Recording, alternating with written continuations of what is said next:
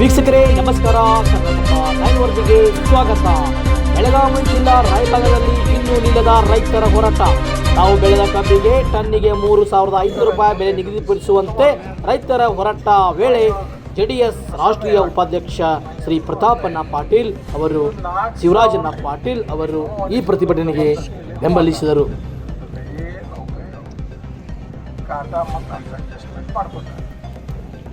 ಮತ್ತು ರೈತರ ಹಂಗೆ ಉದ್ದಾನ ಹೊಳ ಹಚ್ಚಿದ್ರು ಭಾಳ ದಿವ್ಸ ಕಬ್ಬ ಹಚ್ಚಿ ನೆಲದಾಗಿ ರಿಕವರಿ ತಾಕತ್ ಹೊಡೈತಿ ಅವು ಅಷ್ಟು ಸ್ಪೀಡ್ಲಿ ಎಲ್ಲ ಕೃಷಿ ತುಂಬ್ತಾವೆ. ನಾವು ರೈತ ತಾವೆಲ್ಲ ಯಾರು ಮಾಡಿದಾಗ ದುಡ್ಡ ಚೌಲ. ಈ ಸಂದರ್ಭದಲ್ಲಿ ಇರ್ಫಾನ್ ಅಮೂಲ್ ಅವರು ಕೂಡ ಮಾತನಾಡಿದರು. ಬೀರವರು ಅಷ್ಟ ಜಲ್ದಿ ನಿಮಗ ಬೇಗ ಮಾಡ್ಲಿಲ್ಲ ಅಂದ್ರ ಸರ್ಕಾರಕ್ಕೆ ಏನು ಎಚ್ಚರಿಕೆ ಕೊಡ್ತೀರಿ ನೀವು? ಸರ್ಕಾರ ಈಗಾಗಲೇ ಎಲ್ಲಾ ಪುಟ್ಟ ಮನೆಯಲ್ಲಿ ಎಸಿ ರೂಮ್ ನಲ್ಲಿ ಎಲ್ಲಾ ನೋಡ್ಕೊಳ್ತೈತಿ.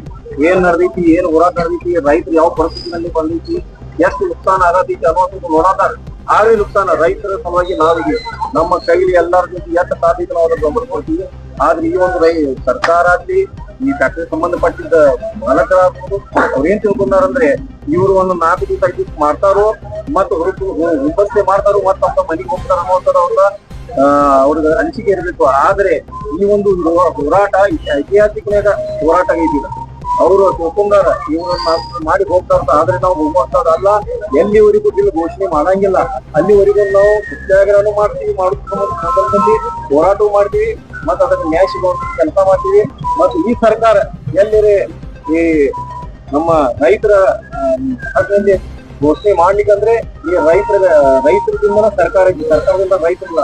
ಅದಕ್ಕೆ ಏನು ಅನ್ನುವಂಥದ್ದು ಎಲೆಕ್ಷನ್ ಟೈಮ್ ತೋರಿಸ್ಕೊಡ್ತೀವಿ ಅನ್ನೋಂಥದ್ದು ನಾವು ಅವ್ರಿಗೆ ಎಚ್ಚರಿಕೆ ಕೊಡ್ತೀವಿ. ಕರ್ನಾಟಕ ರಾಜ್ಯ ರೈತ ಸಂಘಕ್ಕೆ